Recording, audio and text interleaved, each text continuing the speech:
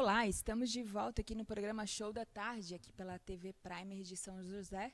Sexta-feira, né, um excelente dia aí para a gente começar a pensar, né, sobre o que fazer aí em relação à nossa saúde, aproveitar aí o feriadão de carnaval e começar a pensar, né, um pouco mais sobre os cuidados em nossa saúde. E hoje a gente tem a honra de receber, né, o Dr. Paulo de Tarso Freitas aqui no nosso programa, médico endocrinologista. Né? Seja muito bem-vindo, obrigada pela sua presença. Obrigado, é uma honra estar aqui no programa novamente para responder questões aí sobre a saúde. E hoje a gente vai falar um pouco sobre diabetes. Isso, vamos falar um pouquinho sobre diabetes, que é uma doença muito prevalente na população, né? Comete em torno de 8% da população, ou seja, nós temos mais de 12 milhões de diabéticos no país. Então, acho importante a gente esclarecer um pouquinho sobre essa doença. E é bem interessante mesmo.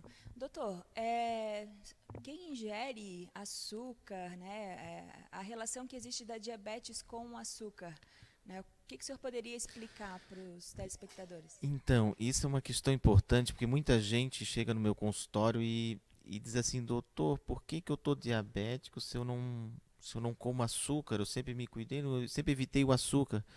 E a situação é muito mais complexa do que isso, porque o açúcar, ele, na verdade, quando a gente fala em açúcar, é o carboidrato, né? E o açúcar pode ser, por exemplo, desde um arroz, uma batata, isso vai acabar se transformando em glicose e faz o organismo liberar insulina, e aí o pâncreas tem que produzir mais insulina. Mas o açúcar, na verdade, o diabetes, ele tem uma relação com a obesidade. Esse é o principal. E o açúcar é um dos fatores que pode levar à obesidade, mas isso ocorre principalmente quando é combinado a gordura. Por exemplo, você vai comer um doce. O doce tem açúcar, mas ele tem gordura. E aí o que acontece, ele acaba estocando aquela gordura. Então, não teria uma relação direta com o açúcar em si, mas sim com o ganho de peso. Uhum. E qual que seria a melhor maneira de prevenir o diabetes? Tá. O principal hoje é fazer uma atividade física. Isso é muito importante.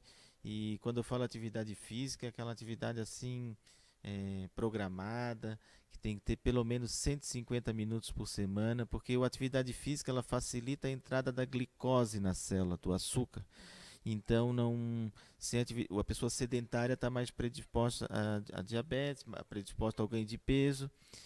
E, além da atividade física, uma alimentação rica em fibras. Então, nós temos hoje, por exemplo, a diferença de um arroz branco e de um arroz integral. Por exemplo, o arroz integral ele tem fibras que ele lentifica a entrada do açúcar na circulação, então ele facilita o trabalho ele sobrecarrega menos o pâncreas. Então os alimentos integrais, comer mais verduras, frutas, saladas, menos doces. Um equilíbrio, né? E menos suco, menos refrigerante. Uhum. Isso é importante. E para quem está em casa, né, como que a pessoa pode observar se ela tem diabetes ou não, né, para O que ela sente? o que ela sente, Que né? Porque seja às um alerta. vezes eu como farmacêutica eu já vi várias situações assim, né, de que as pessoas chegam na farmácia, por exemplo, e começam a falar de uma tonturinha, uma coisinha, a gente, né, lógico, a gente encaminha para o médico, né? Mas como que a pessoa pode identificar se ela está com o início de diabetes? Então, se a pessoa está apresentando, por exemplo, um cansaço extremo, se sentindo desanimada, meio deprimida,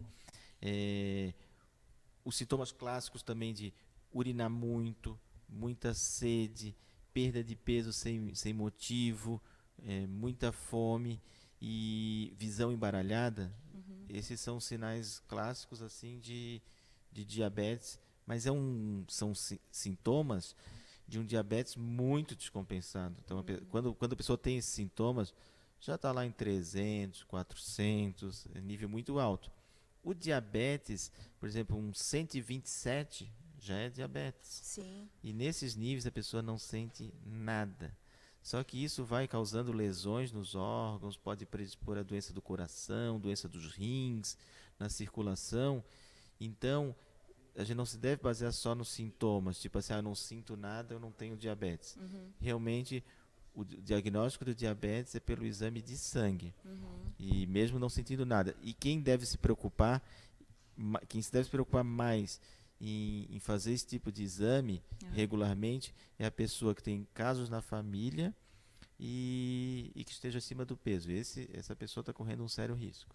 Merece bastante atenção, né? Isso. Diabetes tem tratamento, né, doutor? Então, tem como a gente mesmo, né, que Tem. chegue, que a pessoa comece a sentir esses sintomas, como que é o tratamento da diabetes? Eu diria o seguinte, primeiro, diabetes é uma doença assustadora, porque realmente é uma doença que pode trazer muitas complicações, mas que se ela for bem tratada, e principalmente bem tratada desde o início, ela pode reduzir significativamente o aparecimento dessas complicações ou até prevenir.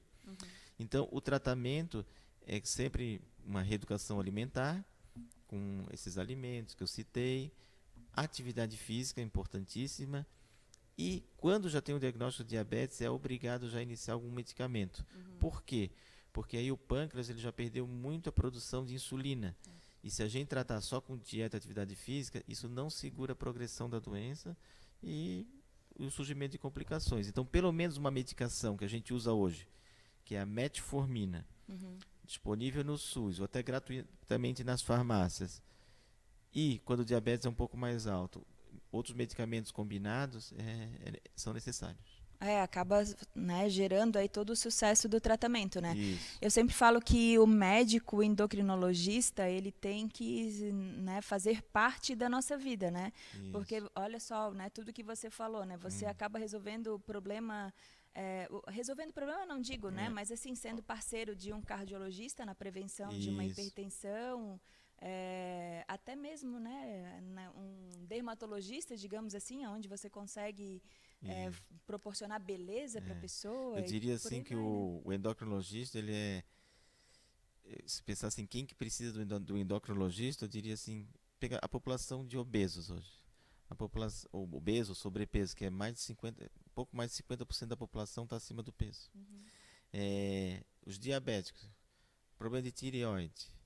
O endocrinologista também trata osteoporose, menopausa, se pegar andropausa, que é a diminuição da produção do hormônio masculino. Então é uma população muito grande, a gente não está limitado a um órgão só. Então assim é um leque muito grande. Então é uma especialidade muito procurada hoje em dia.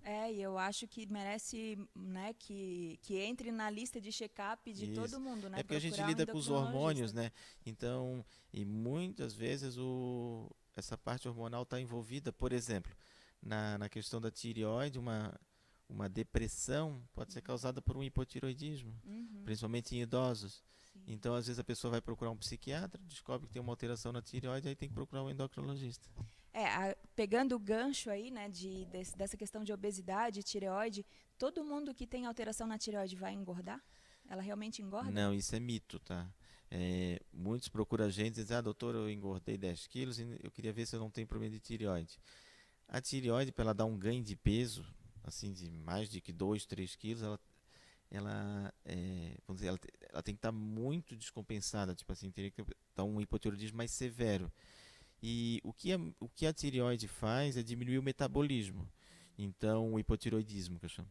E isso pode causar uma dificuldade na perda de peso, mas ninguém engorda, por exemplo, 10, 15 quilos por causa da tireoide. Se fosse verdade, era só iniciar o tratamento da tireoide que teria que perder os 10, 15 quilos. Assim, né? Rapidinho, né? Isso não acontece. E existe alterações na tireoide que fazem com que a pessoa emagreça ao invés de ganhar peso? Sim, aí é o hipertireoidismo, que é o tireoide acelerada, que pode ser causado por uma doença autoimune, que a pessoa produz anticorpos, que é a defesa do organismo contra si, ou por um nódulo que produza muito hormônio. E o hipertireoidismo, então, ele acelera o metabolismo, e aí sim a pessoa pode ter aceleramento dos batimentos cardíacos, pode ter insônia, fica agitada, e aí pode perder. Já tive paciente que perdeu assim 10 quilos, por exemplo, por um problema de hipertireoidismo. Que aí a pessoa não consegue, mesmo ingerindo muitos alimentos, não consegue compensar essa aceleração do metabolismo. Como o doutor falou, assim, é uma questão mais hormonal, né? Que às vezes a gente não consegue ter aí uma ideia, né? Olhando, né, fisicamente, né? O senhor poderia falar, assim, um pouco sobre quais são os sintomas das alterações de tireoide, assim, que são mais presentes? O hipotireoidismo é mais comum. os sintomas são, por exemplo, ocorre uma diminuição do metabolismo, então a pessoa pode se sentir um pouco mais cansada, sonolenta, indisposta, então pode ter queda de cabelo, unha fraca, o intestino pode trancar mais, e então ocorre toda uma diminuição do metabolismo. O hipertiroidismo, a pessoa já pode ter aceleramento do batimento cardíaco, aí já é uma insônia, a pessoa fica agitada, como se fosse uma ansiedade, pode dar como se fosse uma síndrome do pânico, assim meio agitação, começa a perder muito peso, então o hipertiroidismo então seria o contrário. E aí teria também na tireoide a questão do nódulo, mas esse não produz sintomas. Eu sempre... E muitas vezes é pequeno, né? A gente nem percebe. Muitas pessoas não entendem assim, eu tenho um nódulo de tireoide, mas minha tireoide está funcionando normal.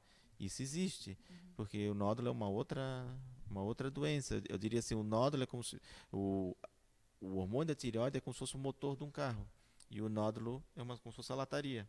Então o motor pode estar funcionando bem, mas a lataria está amassada. Então, aí, fazendo um paralelo. Aí vai no endocrinologista para consertar isso daí. É bem interessante, né? Por isso que eu digo que a gente tem que consultar um endocrinologista sempre, né? Isso. A gente não pode deixar de eu diria fazer assim, essa avaliação. em algum momento da vida a pessoa acaba precisando, assim, eu digo assim, até, por exemplo, desde a infância, que a gente pode ter um problema de crescimento, né? Tipo assim, eu não faço a parte da endocrinologia de criança, mas nós temos os endocrinopediatras. O hipotiroidismo pode aparecer na infância. Tem gente que nasce já com hipotiroidismo, que é naquele teste do pezinho, já detecta. Que é muito importante, porque se o hipotiroidismo não for detectado até 3 semanas do nascimento, pode ter um retardo mental permanente. Prevenção, né? Então a gente trata assim um leque muito grande de doenças e frequentes na população. E o controle, né, que pode depois existir, né, aí, né, melhorando a questão também da obesidade, qualidade de vida, Isso. né? Às Eu vezes diria assim, que a grande doença do mundo hoje é o excesso de peso. Digo assim, esse é o principal. Todo mundo fala assim, desnutrição, mas a população obesa e hoje a gente até fala assim que existe obesidade associada a uma má nutrição. Isso porque a pessoa come muito mal, não come salada, então assim é uma população muito grande que o que a obesidade acarreta? Pressão alta, diabetes, então distúrbio do sono pode causar apneia, e obesidade está associada a câncer. Então, câncer de mama, câncer do intestino. Então, se a gente conseguir reduzir a obesidade, acaba reduzindo uma série de doenças crônicas que são frequentes na população. Mexe com toda a parte de metabolismo, né? E o metabolismo, né, a gente sabe que ele, com o passar do tempo, ele tem as suas alterações, né? A gente não consegue mais ter o mesmo metabolismo, digamos assim, produção hormonal, como a gente tinha lá nos 20 anos, né? Acaba tendo fases, né? Por exemplo, com o envelhecimento ocorre diminuindo a produção de alguns hormônios, por exemplo, a testosterona diminui com o envelhecimento. A mulher já é mais evidente a questão da menopausa, né, que é uma perda abrupta do estrogênio. Então, nós temos a diminuição da massa óssea com a idade.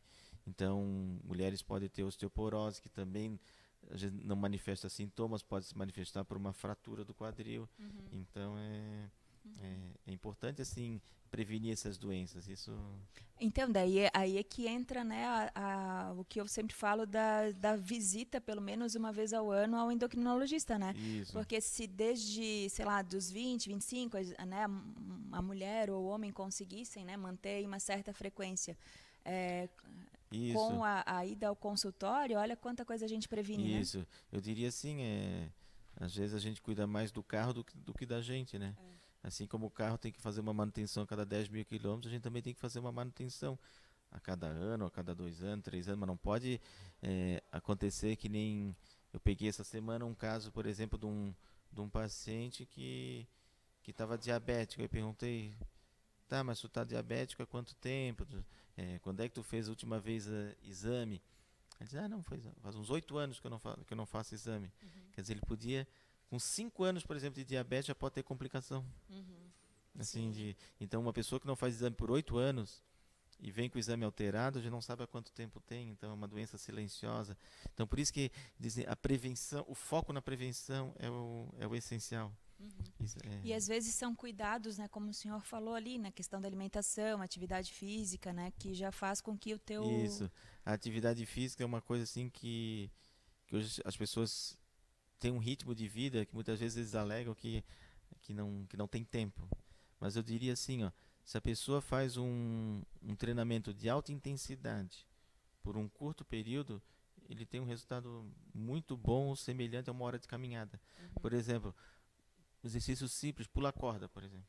Se a pessoa comprar uma cordinha e fazer ali 2, 3, 5 minutos por dia, já tem um belo resultado. Não precisa fazer uma hora e meia. Então, a alegação de falta de tempo, às vezes é mais uma desculpa para não fazer, né? Assim, é não se programar. Eu diria assim, tudo aquilo que não é prioridade, A a gente pessoa deixa para deixa para depois. O senhor deve lidar bastante com essa questão aí dessas autossabotagens aí, né, dos seus pacientes pela mu- obesidade, diabetes. muita gente dando desculpa, porque eu trabalho o dia inteiro, estudo à noite. Às vezes, hoje o ritmo de vida é mais corrido, né? E a questão da alimentação também, por exemplo, antigamente, a gente ia almoçar em casa, almoçar com a família. Hoje não dá, hoje tu vai sair do centro para Trindade ao meio-dia, tu leva 2 horas. isso, para ir e voltar, É.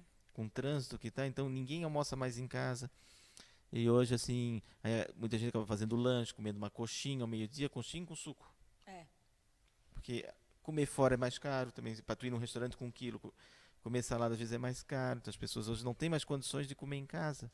E isso dificulta muito, assim, comida industrializada, né? Assim. Existe, né, uma relação, né, que já comprovada, né, de obesidade, diabetes por causa dos industrializados, Isso. né? Se for ver assim, a epidemia nos Estados Unidos é um pouco maior que a nossa de obesidade. Mas lá, assim, o consumo de fast food é assustador, assim, McDonald's. No Brasil ainda a gente tem os restaurantes por quilo para ajudar, né? Assim, mas nos Estados Unidos nem isso tem. Então, fazer lanche ao meio-dia é uma coisa inaceitável, assim. E desde criança, né, muitas mães aí pela rotina do dia a dia acabam já inserindo os industrializados, Isso. enfim, na rotina da criança, né? Um fato que me marcou foi uma vez uma criança, acho que não devia ter uns 2 anos, que eu vi no shopping com uma mamadeira de Coca-Cola. E aí aquilo me marcou, porque eu digo assim, porque essa criança não pediu a Coca, né? Não, ela nem sabe, Alguém, né? alguém ofereceu para ela. E a criança depois, claro, porque a Coca-Cola vicia. Eu digo assim, tem gente que toma 2 litros de Coca-Cola por dia e não consegue ficar sem. E o índice de açúcar na Coca-Cola é tremendo, a Coca-Cola é cancerígena. Existe um corante na Coca-Cola, caramelo 4, que é cancerígeno. E o índice de caramelo 4 da Coca-Cola do Brasil é maior do que a Coca-Cola americana, inclusive. Então a Coca-Cola do Brasil faz mais mal ainda do que a americana. Por isso que tem gente que diz que é mais gostosa, né? Que É, é sim, diferente. isso. Então, assim, o refrigerante é uma coisa realmente que não deve ser ingerido diariamente. Suco. Vou tomar então suco de laranja todo dia. Mas um suco de laranja, tu precisa de 3 ou 4 laranjas para fazer e não tem a parte da fibra. Então também não é uma coisa boa. O bom mesmo é a água. Aí a pessoa acha que está se alimentando muito bem, né? Que está ingerindo aí um alimento natural que faz Isso. muito bem e ela não consegue comer uma laranja, mas ela Não. toma suco de 3 laranjas. Isso. Isso para o diabetes é uma E na bomba, criança, né? por exemplo, outra bomba é aqueles sucos de caixinha. Aqueles, Então aquilo lá, tudo que não tem lá é a questão da fruta. Eu digo assim, se for ver, lá tem 5% de fruta. O resto tem açúcar, corante e estabilizador, ou aromatizador, sei lá, tem tudo menos fruta. Então, tudo que a gente não precisa, né? eu digo assim, se a gente deve cuidar no suco natural, não consumir em abundância, aquilo lá mesmo tem que ser abolido. E as crianças consomem muito aquilo, né? Na verdade, eu acho que as crianças elas acabam sendo reflexo dos pais, né? Se os pais eles Isso. mantêm uma alimentação saudável, com cuidados, as crianças inseridas naquele meio, elas acabam crescendo de uma forma mais saudável. Eu vejo lá Pelo em casa, contrário. eu tenho uma filha de 7 anos, por exemplo. Então, às vezes a gente aí tem na mesa ali batata, uma carne, arroz, uma salada, um arroz, um feijão e tem a salada. Mas se deixar por ela, ela come a batata, o arroz e a carne. Uhum. Mas a gente estimula, filha, como um tomatinho, por exemplo, ela come um tomate cereja, isso ela come. Alface ela come, mas isso porque a gente coloca no prato dela, porque se deixar por ela, A escolha ela, vai ser ela, sempre pelo ela carboidrato. esquece de. É.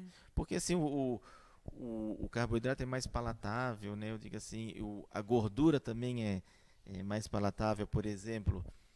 O que é mais gostoso? Um bife um bife à milanesa por exemplo, um frango à milanesa ou um frango grelhado? O que é mais gostoso? Gera mais prazer, né, É na o hora de prazer. comer, né? A fritura dá mais prazer e faz mal, né? Que nem tudo que é frito é mais delicioso, vamos dizer assim, mas faz mal para a saúde, né? Faz. Sempre o ideal é você consumir o que é mais natural possível, né? Por exemplo, o camarão frito é mais gostoso do camarão grelhado. Assim, tem que cuidar com isso. Agora falando aí, aproveitando que a gente está aí, né, entrando no final de semana de carnaval, o que o senhor pode deixar de recado aí para quem é diabético, para quem está cuidando do peso, em relação ao álcool e esses cuidados aí com essas doenças crônicas? Aqueles que são diabéticos, aqueles especialmente que usam insulina, por exemplo, tem que ter muito cuidado na questão do álcool, porque o álcool ele é hipoglicemiante, é redutor de glicose, o álcool provoca hipoglicemia. Então a pessoa pode ter uma crise muito severa de hipoglicemia, entrar até em coma hipoglicêmico, que a gente chama.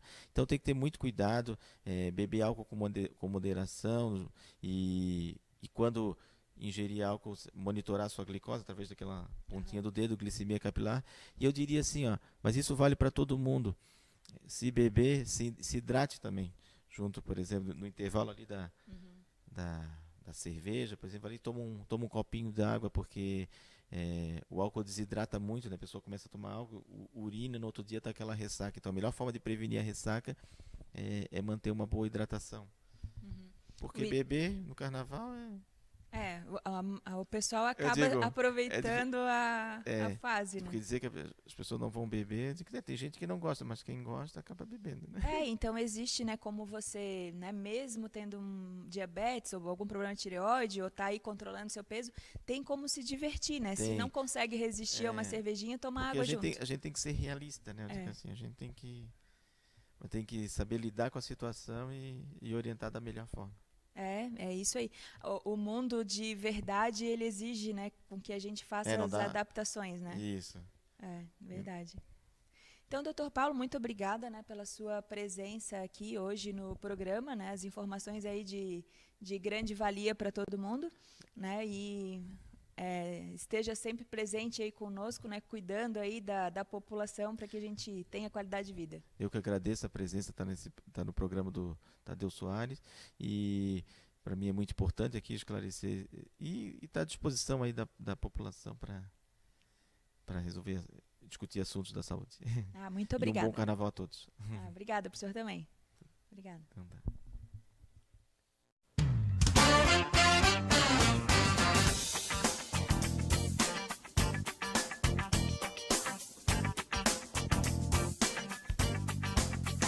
Madeiras Martins, móveis de beleza, qualidade e estilo para você. Madeiras em geral, angelim, cambará, pinos, eucalipto e muito mais. Deck, forros, portas, janelas, casas de madeira, móveis de madeira maciça. 3246-1802, Rua São Pedro 1743, Areias, São José. TechSoft.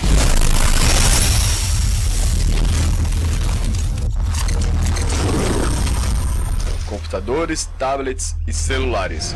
Garantia de 6 meses pela assistência técnica. 98815-7784. Estreito Florianópolis.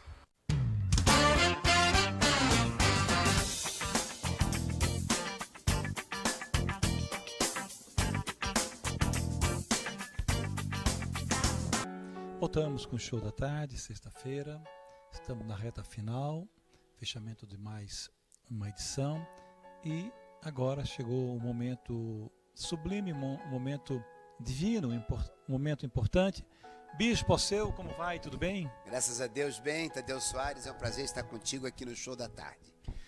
Bispo, fala coisas boas para nós, Bispo. Boas notícias? Coisas boas. Porque, na verdade, Tadeu, as pessoas estão até exaustas de ouvir más notícias. Morreu fulano, morreu ciclano, caiu o avião, caiu o helicóptero, brigou aqui, guerra lá, né?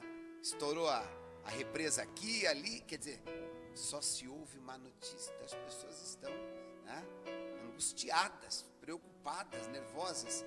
Mas quando a gente vai falar do Evangelho, a gente sempre fala de boas notícias, porque a palavra Evangelho quer dizer boas notícias. Quando Jesus disse para os seus discípulos, apóstolos, que fossem pregar o Evangelho, ele estava dizendo, olha, levem para as pessoas boas notícias, falem de coisas boas, né? E qual é a boa notícia?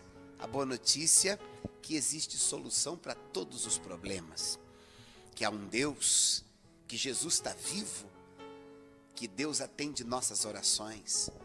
A boa notícia é que Ele já se sacrificou em nosso lugar para perdoar os nossos pecados, que Ele cura nossas enfermidades, que Ele nos dá paz, que Ele nos protege, que Ele nos ajuda, que Ele nos dá felicidade e nos dá vida eterna.